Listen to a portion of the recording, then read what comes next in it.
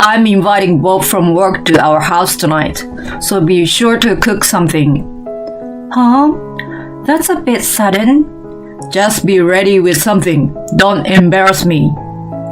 I rushed to get the food ready, frying up some chicken and serving it just as my husband brings his colleague home. With some fries and bread on the side, Bob seems delighted. But the next moment, what my husband uttered was unbelievable. My wife's cooking is usually terrible, so don't set your expectation too high. My name is Megan, a 32 years old housewife. I recently got married to my husband Tommy, who I met at a friend's party. He was the one who approached me, but I gradually fell for him and we started dating. Since then, we were together for about a year and a half before we got married. Once we are married, I want you to stay at home. This was Tommy's request, so I quit my job and decided to become a housewife. To be honest, I still wanted to keep working, but I decided to do what my husband wanted. And so, I began a new life, supporting my husband from home. However, Hey, what on earth is this? huh? Tommy is pointing at the seared salmon. It's salmon. It is the season now, and it's delicious. The lemon garlic butter sauce should be good too. I'm not in the mood for fish. What are you? I'm gonna have the microwave mac and cheese. Next time you serve fish, ask first. Okay, sorry. I hadn't expected him to be so harsh, so I'm in shock. Tommy was not like this when we were dating. He was kind and never raised his voice. But we hadn't lived together, and I didn't have that many opportunities to serve him homemade food. So maybe I hadn't seen him for what he really was. Or maybe he just really wasn't in the mood for fish today. I decided to get myself together and try some other recipes. I'm sure he likes meat dishes. Okay, so I will cook him a steak. So I put all my effort into cooking a steak, adding boiled potatoes, carrots, and broccoli on the side. They look beautiful together on the plate. And I pour garlic butter on top as a finishing touch. Tommy will be thrilled. However, What is this? huh? It's steak. Not that. The carrots and broccoli. How can I eat them on their own? No, I boiled them. They taste well with mayonnaise. That's not what I'm saying. What do you mean? I hate vegetables. No more vegetables. But you should eat vegetables, otherwise it's unhealthy. Eating disgusting food is unhealthy. I only want delicious food. So these vegetables are yours, and I'm having your steak too instead. Huh? What are you? With that, Tommy flings his vegetables onto my plate and takes my steak. Come to think of it, I don't think I ever even made him a salad while we were dating. From now on, don't use my money to buy vegetables. Oh, so you're saying I shouldn't eat vegetables either? Of course, you're a housewife and you're living off my money. Just do as I say. Unbelievable. If I can't buy vegetables, there's only so much I can cook. We are going to have heavy meals every single day. At first, I start doing as Tommy says, cooking without any vegetables. Steak, fried chicken, hamburgers, mac and cheese, pulled pork, and so on. Until I am constantly feeling sick from all the heavy meals. And eating all this food will lead me to gaining too much weight. My skin is in a terrible condition, and I feel so unhealthy. I try making chowder and chicken soup, but Tommy says in a rage, "That's not a dinner dish." He says, "Don't buy ingredients for chowder or soup with my money." "What on earth am I supposed to buy them?" I have no choice but to buy vegetables with my own savings and add vegetables to my own dishes. Tommy usually comes home around 8 p.m., so I eat before he returns to hide any evidence. "You already ate again?" Yeah, I was hungry. "What's for dinner today?" Pulled pork. Again? We had pulled pork a few days ago. Don't you have any more variations? We are limited in the ingredients we can use. It's a housewife's job to come up with new and tasty dishes. Don't skip the housework. Don't say that. My husband's moral harassment is hurting me to the core. Why does he talk to me like that? I gradually begin to distrust Tommy. Then one day, I suddenly receive a text message from him at around 9 p.m. "I'm inviting Bob from work to our house tonight, so be sure to cook something." Huh? That's a bit sudden. "Just be ready with something. Don't embarrass me." I panic at the sudden news. What's in the fridge? Chicken. Okay, let's have fried chicken. I rush to get the food ready, frying up some chicken and serving it just as my husband brings his colleague home, with some fries and bread on the side. Bob seems delighted. Tommy seems satisfied seeing Bob's happy face. Thank God, it seems I've managed to live up to Tommy's expectations. But the next moment, what my husband uttered was unbelievable. "My wife's cooking is usually terrible, so don't set your expectations too high." Bob smiles bitterly at my husband's word. Why would he say such a thing when everything was going so well? Bob hesitates, but puts a fried chicken in his mouth. "It's delicious, Tommy," he said with a surprised look on his face. I'm so happy to see his honest reaction. Tommy says, "Is it?" while trying the food himself. "It's eatable today," he adds. He makes it sound like my cooking usually really terrible. Why would he go out of his way to put me down in front of his colleague? If he thinks it's cool, he's so wrong. This incident brings my frustration with Tommy to a new level. I want to punish him. Then an idea comes to me. Maybe this will work. Later that day, I served my husband a certain dish. Seeing it, his eyes widen. "Hey, what the hell is this? There are vegetables in it." Well, it's vegetable soup. "I told you not to buy vegetables from my paycheck.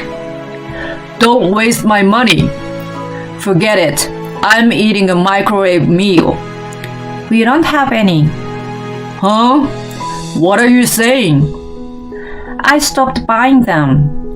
"Are you kidding me? You want me to eat this vegetable soup?"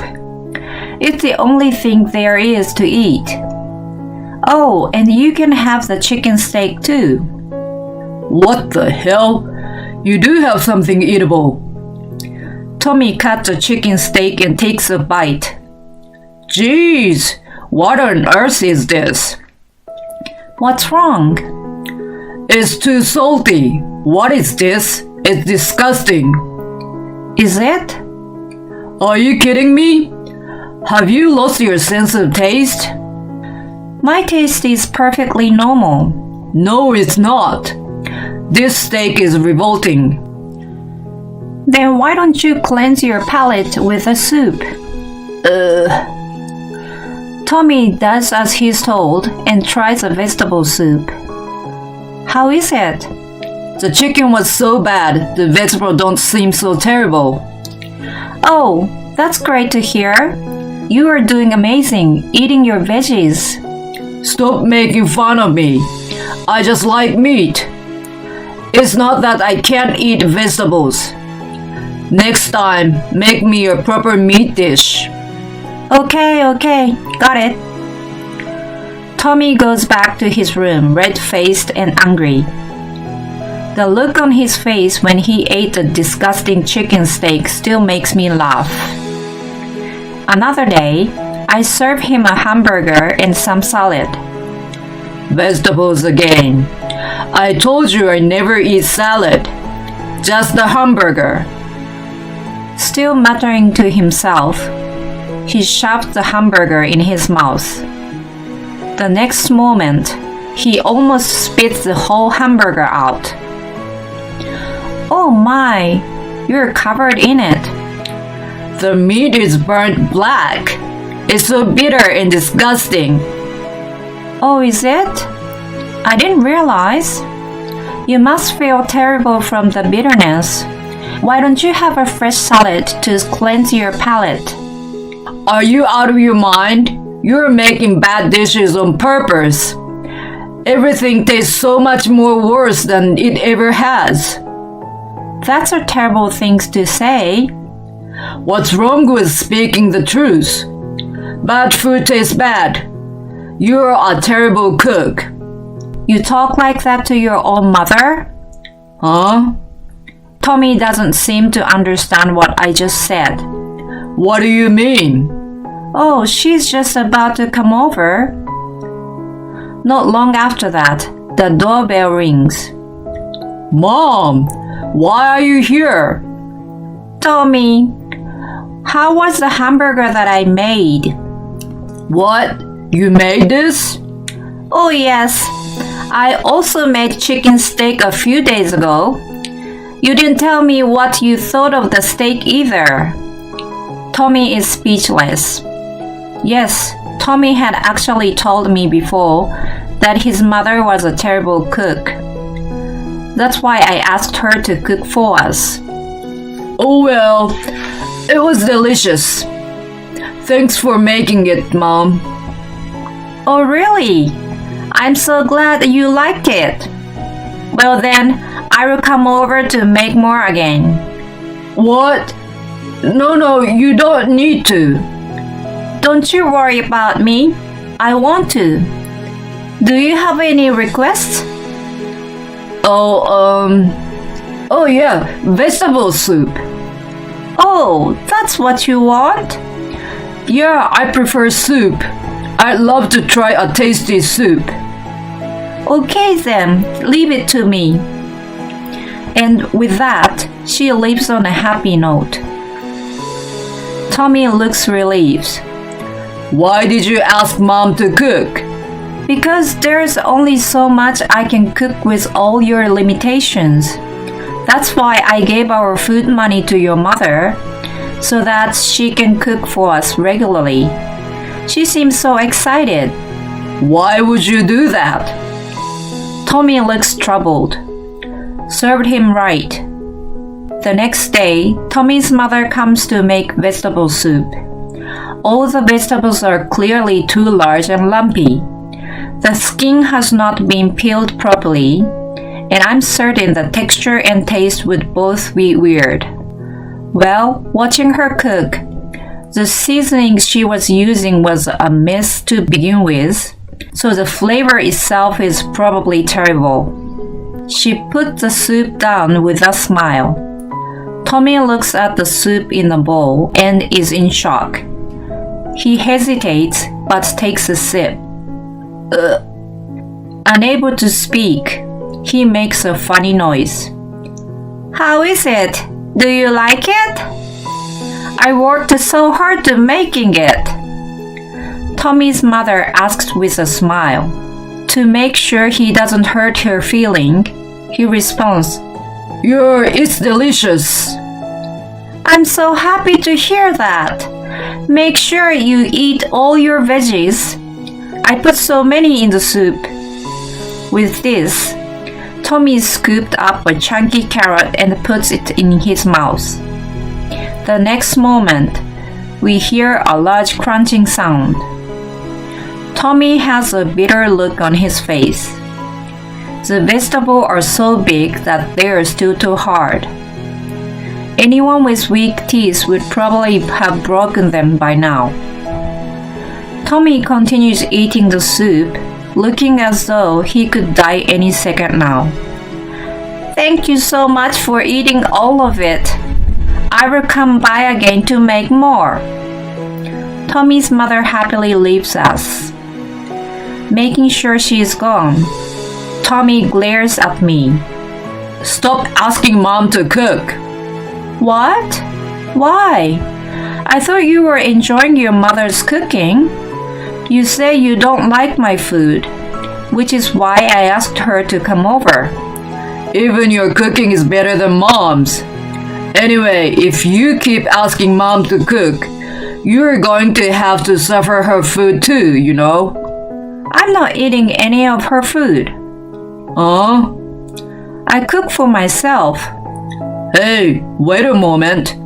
You said yesterday you are handing her the food money, right?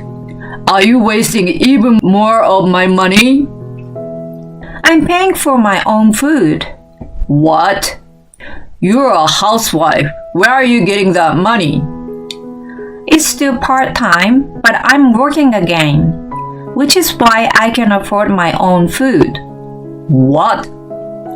That's a part-time shift? Yes, a nurse job is always in need. I'm actually even thinking of working full-time again. Screw you. Who is going to do the housework then? Well, maybe I can ask your mother.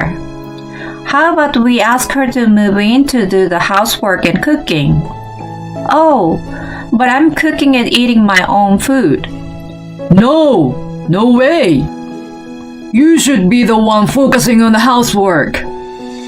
That comment itself is wrong, you know. What do you think I am?